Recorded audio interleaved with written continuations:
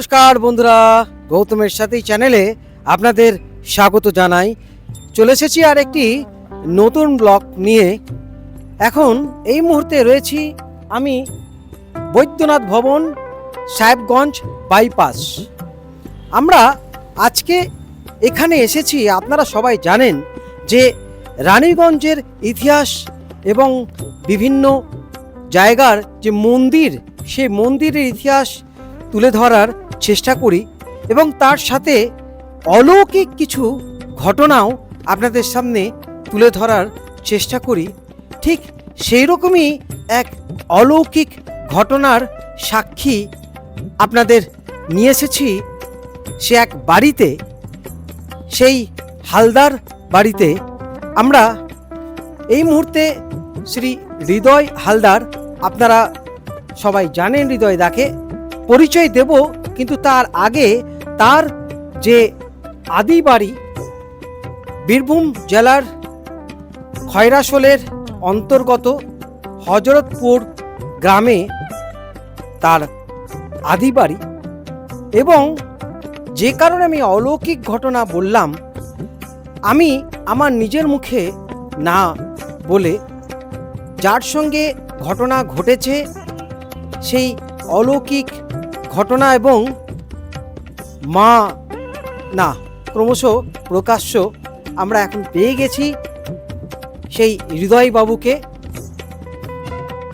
আমি সমস্ত কিছু আপনাদের সামনে তুলে ধরব। আসুন, আপনারা সেই আশীর্বাদ কৃপা লাভ করবেন। পুরো ভিডিওটা আপনাদের দেখতে হবে। আসুন আমার সাথে। এই সেই বাড়ি এবং এই বাড়িতেই রয়েছেন সেই অলৌকিক ঘটনার সাক্ষী। আসুন আমার সাথে। বন্ধুরা, আমরা এখন চলে এসেছি সেই অলৌকিক ঘটনার কথা শোনানোর জন্য। এখন এই মুহূর্তে আমার গায়ের লোম খারাপ হয়ে যাচ্ছে। মায়ের দর্শন তো করাবো, কিন্তু তার আগে মায়ের কথা শুনবো। সেই স্বপ্নাদেশে হজরতপুরের হিংলো নদীর বিশ্বরূপ মন্দিরের যে এক সাধু বাবা, আকন্দ সাদা আকন্দ ফুলের যেখানে দুষ্প্রাপ্য, সেই শিকড়ের মা ছিন্নমস্তা, মা বগলামুখী, তার যে অলৌকিক ঘটনা আপনাদের সামনে তুলে ধরব।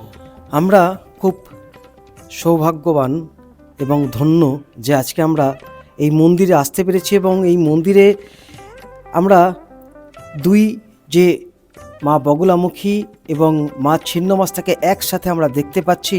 আপনারা যারা দেখছেন গৌতমের সাথে, আপনারা ওপার থেকে ভগবানের কাছে কৃপা লাভ, আশীর্বাদ লাভ করুন। এবং আমরা এখন সরাসরি যাচ্ছি সেই অলৌকিক ঘটনার কথা শুনব। ধন্যবাদ আপনাকে, অসংখ্য ধন্যবাদ, এবং আপনার চ্যানেলকেও আমাদের এই বিশেষ মায়ের অলৌকিক লীলা সর্বসাধারণ মানুষের কাছে তুলে ধরার জন্যে। এ এক অলৌকিক ঘটে যাওয়া ঘটনা, যা আজ থেকে 40 বছর আগে আমার জন্মস্থান বীরভূম জেলার কাঁকড়তলা থানার অন্তর্গত হজরতপুর গ্রামে। এবং আমাদের সেইখানে সেই সময় এক বিশাল মেলার আয়োজন হতো, বিশ্বরূপ থান বলে, যা আজ এখন বর্তমানে হয় না, কিন্তু সেই সময় হতো। সেই সময় আমরা দু ভাই, আমাদের বড় ভাই তিনি সেই বিশ্বরূপ মেলা গিয়েছিলেন, তখন তার বয়স ছিল 9 বছর, এবং অজ্ঞাত এক সাধুর সাথে তার পরিচয় হয় এবং সেই সাধু তাকে এই দুই মূর্তি তার হাতে তুলে দেয়, যেটা খুব রিয়ার শ্বেত আকন্দ গাছ। আমরা জানি শ্বেত আকন্দ গাছ খুব মূল্যবান গাছ। এই গাছ থেকে অনেক ওষুধই তৈরি হয় এবং শ্বেত আকন্দ গাছ খুব রিয়ার। এবং সেই শ্বেত আকন্দ গাছ যদি খুব পুরনো হয়, প্রকৃতির নিয়মে শ্বেত আকন্দ গাছের শিকড় থেকে অটোমেটিক অনেক দেব মূর্তি তৈরি হয় এবং সেটা খুব লক্ষ গাছের মধ্যে, এক আধটা গাছের মধ্যে হয়। এবং সেই শ্বেতাকুন্দ গাছের শিকড় থেকে প্রকৃতির নিয়মে দুই মায়ের এক আবির্ভাব, এক যেটা আকারে মা ছিন্নমস্তার যে আকার, সেই ছিন্নমস্তার আকার আপনারা দেখতে পাবেন। এবং আরেক যে মূর্তি, সেটা মা কালী কমলা বা মা বগলামুখী, যা মায়ের রূপ যদি আমরা দেখি খুব অদ্ভুত এক অভয়, যেখানে মায়ের জিভ, কান, চোখ, মুখ এবং মুন্ডুমালা, এছাড়া কোমরে মায়ের এক অলৌকিক এক নাগ পাস, যা অনন্ত নাগের মতো শিখরের মধ্যেই, যেটা মা কমলা এবং কালী কমলা বা বগলামুখী হিসেবে অভিহিত। সেই সাধক সেই সময় বলেছিলেন যে এই দুই মূর্তি 30 বছর পর্যন্ত কোনোভাবে এটাকে খোলা যাবে না, এবং উনি নিজে লাল শালুর মধ্যে সেটা বেঁধে দিয়েছিলেন এবং বাস্কের মধ্যে দিয়ে 30 বছর ধরে এটা পুজো হবে। এবং আমার দাদার 3 বছর মাথায় চুল জটা ছিল, এবং আমাদের বাড়িতে 15 বছর ধরে কন্টিনিউ একটা নিয়ম ডেলি নিত্য সেবা, এবং শনিবার মঙ্গলবার মায়ের অন্নভোগ দেওয়া হতো, এবং সম্পূর্ণ বাড়ি নিরামিষ থাকতো 15 বছর। তারপরে সেই নিয়ম যতদিন করতে বলেছিলেন সাধু মহারাজ ততদিন করা হয়েছিল। তারপরে আমাদের দাদাকে আদেশ দিয়েছিল যে 30 বছর যখন পূর্ণ হবে তখন এই সেই মায়ের বাঁধন, যে বাঁধন সাধু বাবা বেঁধেছিলেন, সেই বাঁধনটা শিব চতুর্দশীর উপবাস করে সেই বাঁধনটা খুলতে হবে। এবং উনি 2020 সালে ঠিক লকডাউনের পরেই সেই সময় উনি শিব চতুর্দশী উপবাস করে মায়ের এই বাঁধন উনি খুলে মুক্ত করেন, এবং সেই দিন থেকে সবাই এই মায়ের যে অভয় মূর্তি তা দর্শন করতে পারি সবাই। এবং সেই সময়ই দাদাকেই সেই সাধক বলেছিল যে তোরা 2 ভাই, তোর নাম উদয় আর তোর ভাইয়ের নাম উদয়। কিন্তু যখন আমার বয়স ছিল 3 বছর 3.5 বছর, তখন আমার নাম হৃদয় নয়, আমার নাম বঙ্কিম ছিল, ডাকনাম বঙ্কু। কিন্তু ওই সাধক যে বলেছিল ওর নাম হৃদয়, তখন আমার স্কুলে অ্যাডমিট করার সময় অ্যাডমিশন যখন করে তখন আমার নাম হৃদয় করে, সেই সাধুর কথা মতো। এবং তখনই তিনি বলেছিলেন ঠিক 35 বছর পর এই 2 প্রতিমা হৃদয়ের হাত দিয়ে প্রতিষ্ঠিত হবে এবং বিশ্বজুড়ে এ পূজিত হবে, সমস্ত ভক্ত এর দর্শন পাবে, এবং এই অলৌকিক মায়ের মা বগলামুখীর প্রচার সারা পৃথিবী জুড়ে হৃদয়ের হাত দিয়ে সেই প্রচার হবে। মৌনী অমাবস্যার পুণ্য তিথিতে মা বগলামুখীর জাগরণ এবং সেই মহাযজ্ঞ পুজো হলো হজরতপুর গ্রামে। সেই ভিডিও আপনারা এখন দেখছেন। এবং কোন এক কাজে উনি যখন দিল্লি গিয়েছিলেন এবং সেই সময়ে একদিনের জন্য সময় পান, চলে যান বৃন্দাবন। হৃদয়বাবু বৃন্দাবনে গিয়ে ওনার মাথায় কয়েকদিন ধরেই চিন্তা হচ্ছিল যে মন্দির তো তৈরি করব, কিন্তু কোন দেবতাকে আমি মন্দিরে পুজো করব সেটা উনি কিছুতেই বুঝতে পারছিলেন না। এবং সেই ঘটনা আমরা একটুখানি সরাসরি হৃদয়বাবুর কাছে যাব। এটা বিশেষ এক কাজে আমি দিল্লিতে ছিলাম, সেখান থেকে একদিনের ছুটি থাকে 1 জানুয়ারি 2026। সেই দিন আমি বৃন্দাবনে গোবিন্দ দর্শনে সেখানে চলে যাই, এবং সেখানে বসে আমি চিন্তা করছিলাম যে আমরা যে প্রজেক্ট করছি, আমি বিগত 6 মাস ধরেই চিন্তা করছিলাম যে আমরা যে মন্দিরটা করব সেখানে কোন দেবদেবীর মন্দির করব এবং কোন দেবদেবী প্রতিষ্ঠা করব। তো অদ্ভুতভাবে আমার মাথাতে সেই সময় এলো যে আজ থেকে 40 বছর আগে ঘটে যাওয়া যে ঘটনা, সেই মায়ের প্রতিষ্ঠা করলে এর থেকে তো বড় কিছু হয় না। হঠাৎ আমার মাথায় আসাতে আমি আমার কুলগুরুকে সেই স্থান থেকেই ফোন করলাম। কুলগুরুর আদেশ ছাড়া কোনো কাজ সম্পূর্ণ নয়। কুলগুরুকে জিজ্ঞাসা করলাম যে আমার মাথাতে এটা আসছে, তো মা দেবী মা আমাদের যে স্বপ্নে পাওয়া মা আপনিও জানেন, তো সেই মাকে যদি আমরা বাঁকুড়া জেলার অন্তর্গত কুস্থলে, যেখানে আমাদের কোম্পানির প্রজেক্ট হচ্ছে, সেখানে যদি প্রতিষ্ঠা করি শুশুনিয়া পাহাড়ের গায়ে, তো এটা কেমন হবে? তো উনি বললেন যে এর থেকে অতি উত্তম আর কিছু হয় না, কারণ মা অলরেডি পাহাড়ের কোলে যদি মায়ের অবস্থান হয়, তো এর থেকে বড় আর কি হতে পারে। তো সেই জায়গাতে এটা খুব নিশ্চিন্তে খুব ভালো চিন্তা ভাবনা এসছে তোমার মাথায়, আমি আদেশ দিচ্ছি তুমি এটা করতে পারো। সেটা দেখা গেল যে 35 বছর এবং তখন আমি হিসাব করে দেখলাম যে যে ভবিষ্যবাণী হয়েছিল 35 বছর 4 মাস পরে আমার হাত দিয়ে এটা প্রতিষ্ঠা হওয়ার কথা যে আদেশ ছিল সেটা কিন্তু যেন সম্পূর্ণ হয়েছে। তখনই আমি গুরুর আদেশ নিয়ে আমি আমার কুলপুরোহিত আমাদের বসে আছেন আমার সামনেই, ওনাকে ফোন করে ওই স্থান থেকেই যে এই ব্যাপার, উনিও বললেন খুব উত্তম, তবে গুরু যখন আদেশ দিয়ে দিয়েছে আর কোনো চিন্তা নেই। তারপরে দাদা যেহেতু এটা পেয়েছেন, দাদার অনুমতি দরকার। দাদাকে জিজ্ঞেস করলাম, দাদা বললো এটা তো তোর হাতেই প্রতিষ্ঠা হওয়ার কথা।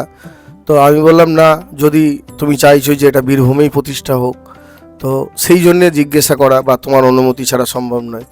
তো উনি বললেন এর থেকে অতি উত্তম কিছু হবে না, কারণ মায়ের অধিষ্ঠান এক পাহাড়ের গায়ে, এক টুরিস্ট স্পট, সেইখানে কমিউনিকেশন ভালো, সমস্ত মানুষ মায়ের দর্শন পাবে।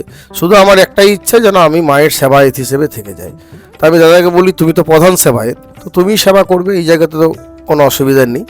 এবং ওই 1 তারিখে 17 দিনের মধ্যেই সমস্ত কিছু অ্যারেঞ্জ করলাম। যে জায়গা থেকে আমাদের হজরতপুরে 18ই জানুয়ারি মৌনী অমাবস্যার দিন 4ঠা মাঘ হজরতপুরে এক হোম যজ্ঞ চণ্ডীপাঠ নরনারায়ণ সেবা করে মাকে সেইখান থেকে আমরা বরণ করে নিয়ে এলাম আমার বসতবাড়ি রানীগঞ্জের সাহেবগঞ্জে।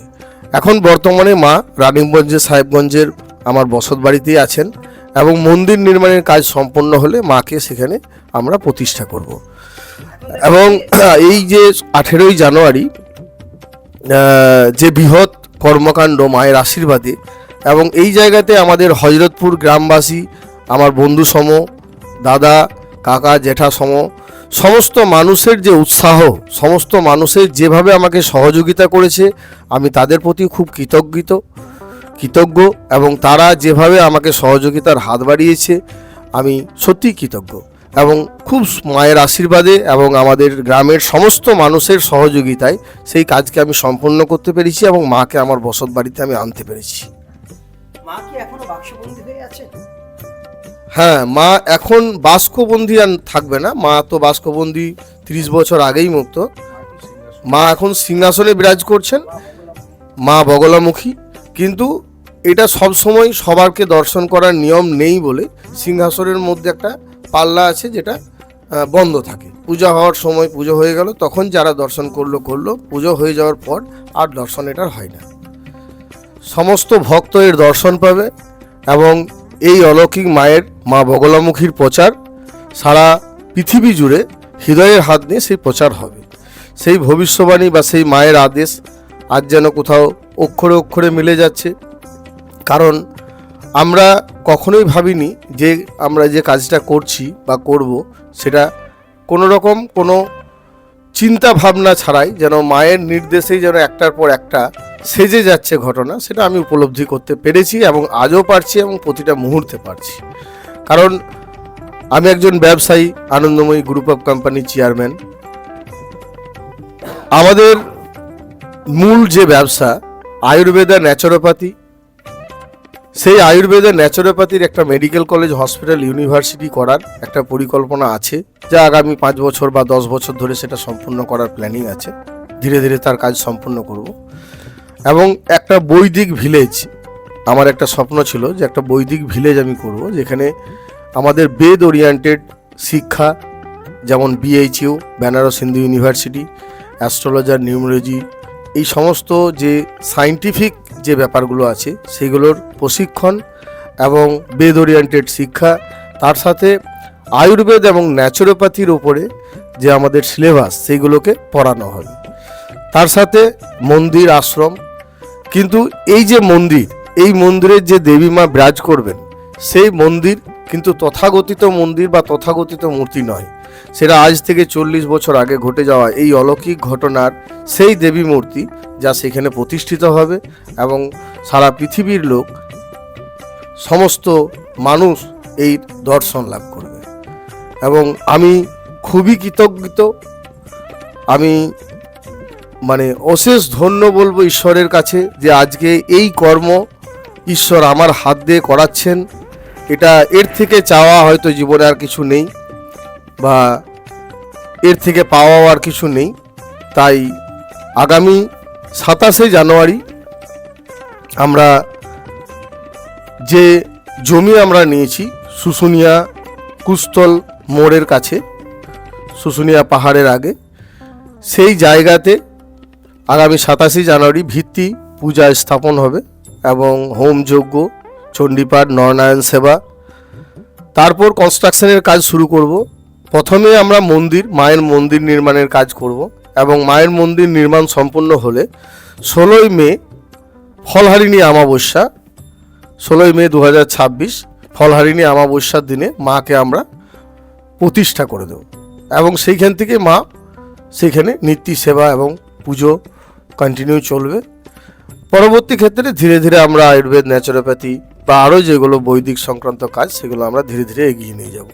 আমরা হালদার পরিবারের যিনি কুলপুরোহিত রয়েছেন, যিনি বিধান দিয়েছিলেন যে কি করা যেতে পারে, আমরা সরাসরি তার সঙ্গেই কথা বলে নেব। এই যে সত্যিকারের যে অলৌকিক ঘটনা, এক সাধু বাবা দুই বড় ভাইয়ের হাতে তুলে দেন, পরিতোষ হালদারের হাতে সেই ছোট বয়সে, তো এটাকে কীভাবে দেখছেন? এবং যে শিকড়ের মা সেটা দুষ্প্রাপ্য। প্রথমেই বলি, আমি হৃদয় হালদারের পুরোহিত শ্রী বিদ্যুৎ আচার্য। এই যে হৃদয় হালদার পুরো বিষয়টা বলল আমার যজমান, এই যে কাষ্ঠ নির্মিত যে মায়ের মূর্তির অবয়ব, এগুলো তৃতীয় শক্তির কৃপায় বিশেষ মুহূর্তে মাটির নিচে তৈরির প্রক্রিয়া সঞ্চারিত হয়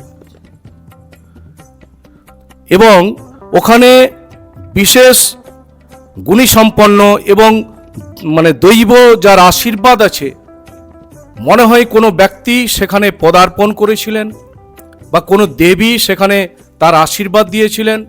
তার আশীর্বাদের কৃপাস্বরূপ মায়ের যে অবয়ব মূর্তি, বিরল মূর্তি, আমি এই মূর্তির পুজো করি। এই মূর্তি আমি দেখেছি, আপনারা গৌতমদার সাথে চ্যানেলে দেখবেন এই মূর্তির যে তেজ রাশি দেখলেই মনে হয় মাকে দেখতেই থাকি। মায়ের যা রূপ এবং এর যে একটা জ্যোতি, মায়ের দেখলে পরে মায়ের ওখান থেকে একটা জ্যোতি বের হয়, এটাই হচ্ছে তৃতীয় শক্তি। এবং আমি বলবো, আমাদের যে প্রোগ্রাম আছে 27 তারিখে, সেদিন বিশেষ তিথি, বিশেষ দিন হিসাবে মায়ের দর্শন করবেন, মায়ের পুজো পাঠ হবে এবং তার সাথে মায়ের যে ছিন্নমস্তা, এই রূপটাও কিন্তু আপনারা দেখতে পাবেন। আর আরেকটা কথা বলি, ভক্তিতে জয়। আমি আমার যজমান হৃদয় হালদারের তার যে ভক্তি, মায়ের প্রতি যে পুজোর ভক্তি এবং সমস্ত কিছুর প্রতির যা ওর কি বলবো, ওর যে আন্তরিকতা এবং কর্মনিষ্ঠা, এটা কিন্তু দেখার মতো। যাই হোক, আপনারা আমাদের যে প্রোগ্রাম সেখানে মাকে দেখতে পাবেন। আমি সব শেষে বলি, সর্বমঙ্গল মঙ্গলে শিবে সর্বার্থ সাধিকে শরণ্যে ত্রম্বকে গৌরী নারায়ণী নমস্তুতে। হে মা, আপনার কৃপা জগতের উপর বর্ষণ হোক, সকলের মঙ্গল হোক, সকলে ভালো থাকুক, সকলে সুস্থ থাকুক। এবং আমি এই গৌতমদার চ্যানেলকে, এই চ্যানেলের সাফল্য কামনা করি সর্বতভাবে। মায়ের কাছে প্রার্থনা করি গৌতমদা যেন এমনিভাবেই এগিয়ে চলুক এবং এইসব জিনিসগুলো মানুষের সামনে তুলে ধরুক। ধন্যবাদ।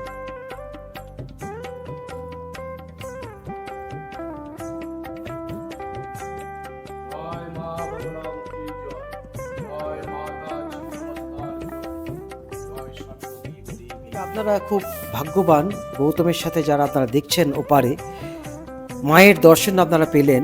সেই অলৌকিক ঘটনার সাক্ষী হলাম আমরা এবং এইভাবেই আগামী দিনে আপনাদের সামনে তুলে ধরব সেই অজানা অলৌকিক ঘটনা। এবং আগামী 27 জানুয়ারি বাঁকুড়া জেলার কুস্থলে যে সেই মহাযজ্ঞ এবং সেই মন্দির প্রতিষ্ঠার আগে ভিত পুজো এবং সেই বেদান্ত অনুযায়ী সেই পুজো অর্চনা এবং আগামী দিনে যে আনন্দময়ী গ্রুপ যে বিশাল একটা প্রজেক্ট নিয়ে আসছে তার জন্য অসংখ্য সাধুবাদ শুভেচ্ছা জানাই। এইভাবেই দেখতে থাকুন, আগামী দিনে আরও অনেক কিছু আপনাদের সামনে তুলে ধরব। চোখ রাখুন গৌতমের সাথে।